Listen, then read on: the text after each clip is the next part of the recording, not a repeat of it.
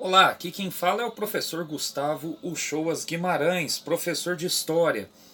E o tema desse vídeo é mercantilismo. O que nós vamos pontuar aqui? Primeiro, fazer algumas comparações aí de algumas características do mercantilismo com práticas comerciais e econômicas dos dias de hoje. Por exemplo, o mercantilismo ele trabalhava com a ideia de uma balança comercial favorável, ou seja, os países europeus deveriam primar por um maior volume de vendas do que de compras. E até hoje isso é importante no comércio internacional. Você tem, por exemplo, até hoje, né, a ideia de déficit, que é quando mais compra do que vende, então você mais gasta do que, do que tem receita. E a ideia de superávit, aí já é o contrário, você mais vende do que compra, né? Você tem mais dinheiro entrando do que saindo. E isso move até hoje as economias no que se refere a comércio internacional. Outra característica do mercantilismo que dá para a gente comparar aí com os dias de hoje é a questão do pacto colonial.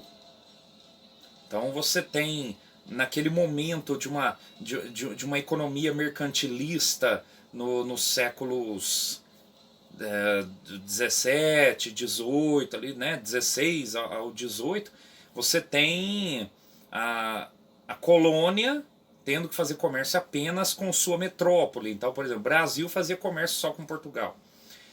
E isso vai ser confrontado no século XVIII já pela ideia do liberalismo.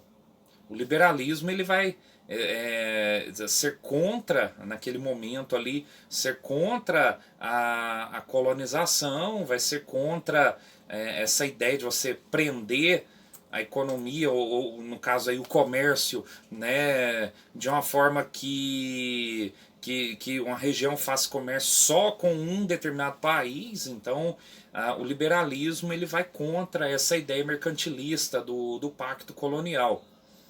É, durante o mercantilismo, né, durante esse período aí onde você tem uma economia mercantilista, a Portugal fazia comércio com suas colônias, tentando obter aquilo que cada colônia, né, tinha de melhor a oferecer, ou aquilo que Portugal investiu para que fosse desenvolvido economicamente na colônia. Então, por exemplo, no Brasil, no século XVI, XVII, você tem um incentivo muito forte à produção de açúcar.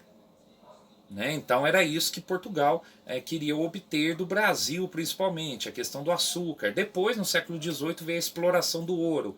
Mas já na Índia, por exemplo, onde Portugal tinha ali algumas colônias, principalmente as regiões de Goa e Damão, você tem ali as especiarias indianas, né, já como um ponto forte do comércio daquelas colônias com Portugal.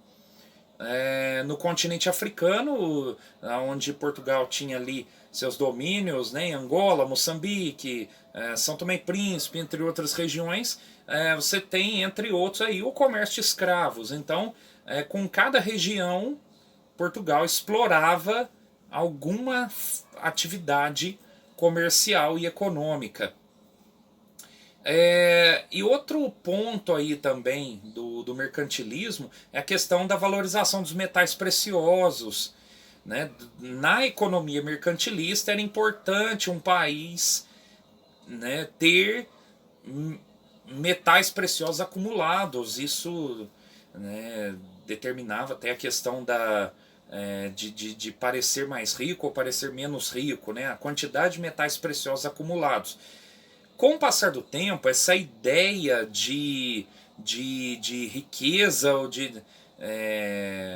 né? Essa ideia de riqueza ligada ao acúmulo de metais preciosos, ela foi mudando. Você tem ali ainda no século XIX, por exemplo, a ideia do padrão ouro, né, que é quando na Europa e no continente americano a questão da moeda era atrelada à quantidade de ouro que o país tinha. Isso aí, né, passou também já. Né? Hoje já não há mais essa questão do padrão ouro. Né? Então você vai vendo que ao longo do tempo a presença, né, o acúmulo, a posse de metais preciosos, ela vai mudando a sua importância conforme o lugar, conforme a época. Então é isso que temos hoje aí, né, sobre as características do mercantilismo ligadas a práticas econômicas e comerciais nos dias de hoje. Próxima aula teremos mais. Muito obrigado.